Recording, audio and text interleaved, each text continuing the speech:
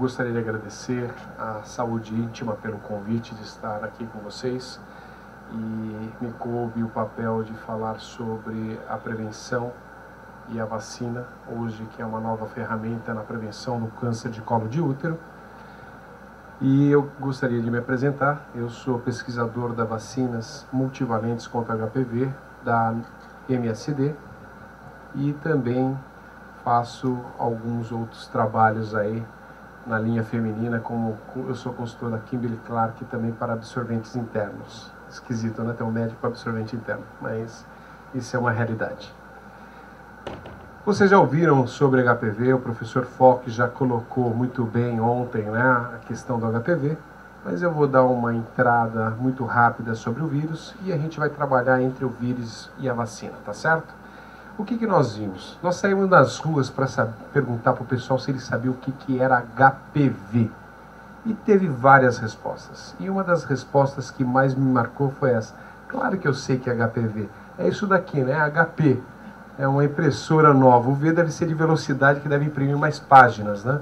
Então a gente vê que a falta de informação da população é muito grande o que é o vírus. E esse papel que vocês estão fazendo hoje é um papel muito importante de replicar quem é esse vírus, que bicho é esse. E justamente a partir disso a gente vai começar a entender a necessidade de ter formas de prevenir. Então, parabéns para vocês da Saúde Íntima em relação a esse trabalho, que a gente tem que fazer um trabalho formiguinha, tá certo? E esses são os nomes populares do HPV, né? Nós temos aqui condilomas, crista de galo, couve-flor, jacaré, verrugas genitais, verrugas vulgares e verruga do açougueiro, né? Diz que apontar para a lua sai verruga, sai... Isso é conversa, isso é HPV, tá certo? Então isso é um mito que a gente tem no dia a dia. E o HPV faz o quê, né? Ele gosta de pele. Então, apesar dele ser uma DST, ele é uma doença de pele. Por quê? Eu posso ter pacientes virgens com HPV. Não é tão frequente, mas pode haver. Então, é pele doente com pele normal, tem uma porta de entrada, tem atrito, tem contaminação. E ele vai criar o que de alterações? Desde as lesões verrucosas, o câncer de colo de útero, de vagina, de vulva e o câncer anal. Mas não se enganem, pode também fazer o câncer de pênis. Então, homens, cuidado, né, com o HPV. E o que acontece? São mais de 100 tipos. Os principais tipos que podem causar alteração é o 6 e o 11 e o 16 e o 18. Eu até brinco, eu uso uma frase, mas eu me justifico. Hoje a relação do HPV com câncer de colo de útero é muito mais estrita do que câncer de pulmão e cigarro. Eu não quero dizer que quem tem, né, HPV vai ter câncer. Mas todas aquelas mulheres que tinham câncer de colo de útero tinham HPV. Em contrapartida, no câncer de pulmão, nem todo mundo fumava. Por isso, cada vez mais a relação do bicho com o produto final, câncer.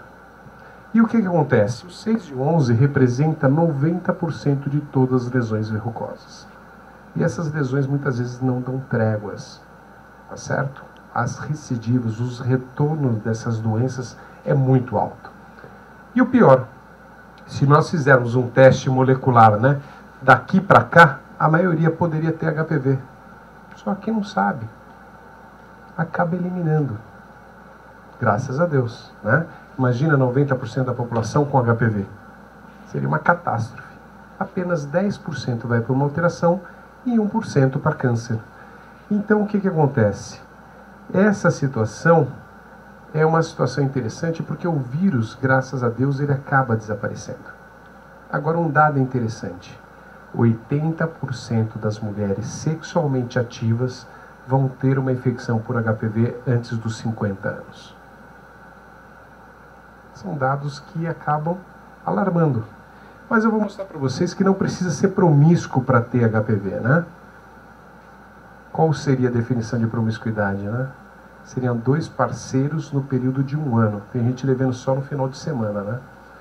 Então a coisa é muito maior. E a gente sempre falou que HPV, o câncer de colo de útero, era de pobre, né? Só a população pobre poderia ter câncer. Não, é um vírus democrata, né? todos nós somos grupo de risco para HPV. Tá certo? E o que o HPV pode provocar? 1,4 milhões de novas consultas por lesões verrucosas. Os números são altos, né? A cada 2 minutos morre uma mulher por câncer de colo de útero. São 20 mil novos casos. Será que esses números são reais? Com uma cobertura de 35% de Papa Nicolau?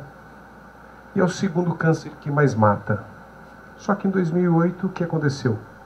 O INCA percebeu que, tirando o câncer de pele e não melanoma, na região norte do Brasil, hoje o primeiro lugar é câncer de colo e segundo é mama. Inverteu a situação lá. Aumentou o câncer ou nós melhoramos o diagnóstico, né? Nós melhoramos o diagnóstico. E quais são as formas de prevenções que nós temos? Como eu posso prevenir, né? Então eu tenho aqui o Papa Nicolau, a colposcopia, o uso da camisinha, o teste de HPV, E6 e 7, e as vacinas. Essas possam ser o quê? O nosso grande armamento hoje na prevenção contra o vírus. E o que acontece? Aqui vocês vão ver a coleta do Papa Nicolau. Esse é o George Papa Nicolau. É ele que começou com toda essa história. Ele começou a estudar a vagina da mulher dele. E aí, a partir disso, houve todo um desenvolvimento. Até hoje é um exame pioneiro, né?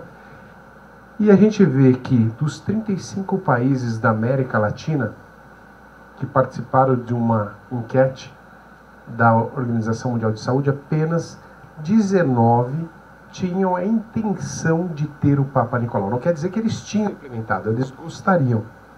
E desses, os que tiveram a melhor performance de cobertura de Papa Nicolau foi Cuba e Porto Rico, com 60% e 70%. Então a gente vê que mesmo os países pequenos, o que acontece? Ainda é muito difícil a gente alcançar mais mulheres. E o que acontece? Aqui no Brasil, entre 18 a 60 anos de idade, apenas 15% fazem o Papa Nicolau. Então quer dizer, 35 milhões estão descobertas. E o grande problema é que dos 15% são sempre as mesmas. Então a gente deixa de fazer o quê? Novos diagnósticos. E aí a gente foi ver quando é o início da atividade sexual. E no Brasil nós vimos que antes dos 14, os meninos em 47% e as meninas em 32%. Porém, existe um outro estudo feito pela Unesco em 2006 que nem pergunta sobre início de atividade sexual, pergunta gestação e aborto. Olha o resultado que deu, 33% com 10 anos em Fortaleza. Por que eu estou falando isso? Porque a gente vai perguntar, vai chegar lá na frente sobre a vacina. Por que a vacina é aos 9? Justamente para vocês entenderem que é o início da atividade sexual. E se eu vacinar aquela menina não exposta, é ela que vai ter o total benefício da vacina. Por isso esse link nesse momento em relação ao início da atividade sexual. Esse daqui é outro método de detecção, que seria a colposcopia. Então vocês vão ver que esse é o colo uterino, aqui ao olho nu. Depois nós começamos a usar algumas substâncias, né? E aqui vocês veem que começa a aparecer uma alteração branca. Então aqui é onde tem uma alteração. Você está vendo ali, ó. Agora eu jogo o iodo e aí vai me demarcar a área com alteração. E aqui que vai ser feita a biópsia. É aí que vai me dar o diagnóstico do grau de alteração que esse vírus pode ter causado nesse colo dessa mulher.